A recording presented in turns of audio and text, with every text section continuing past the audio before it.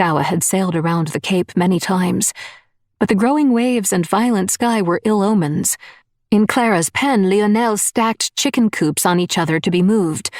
"Wave comes, they're all overboard," he shouted to Douwe, thrusting the cages his way.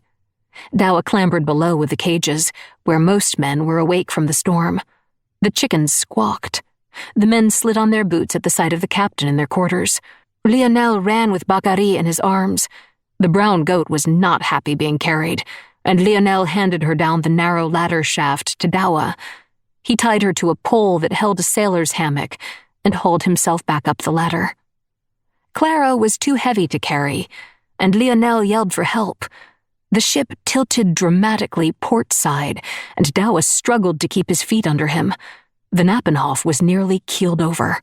Waves crested over the rail. Clara screamed. Lightning flashed, illuminating the lucky horseshoe. Douwe ran on the slippery boards and slid into Clara's enclosure. Lionel could not get her to move.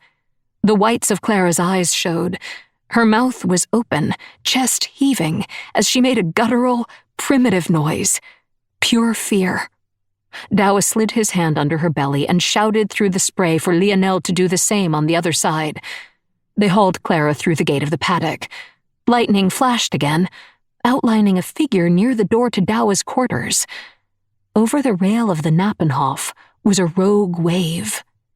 It towered, black, crest unseen, water casting a shadow from a solid wall of rippling water. Within moments, it would crash on the Nappenhof. Kong shouted. The crew responded, and the outlined figure sprinted from the doorframe.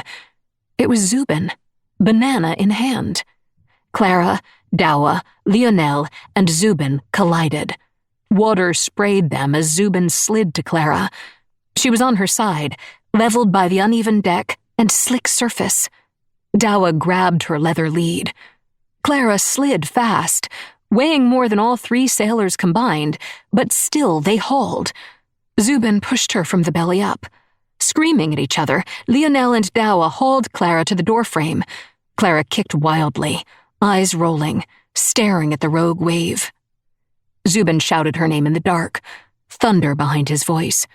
She turned to him and was suddenly on her feet. He scrambled to the door. Clara followed, pushed by Lionel and Douwe. The crew turned the Nappenhof against the wave. The four skidded as the wave crested with a sickening crunch, flinging the Nappenhof right side up. Douwe's cabin door slammed shut.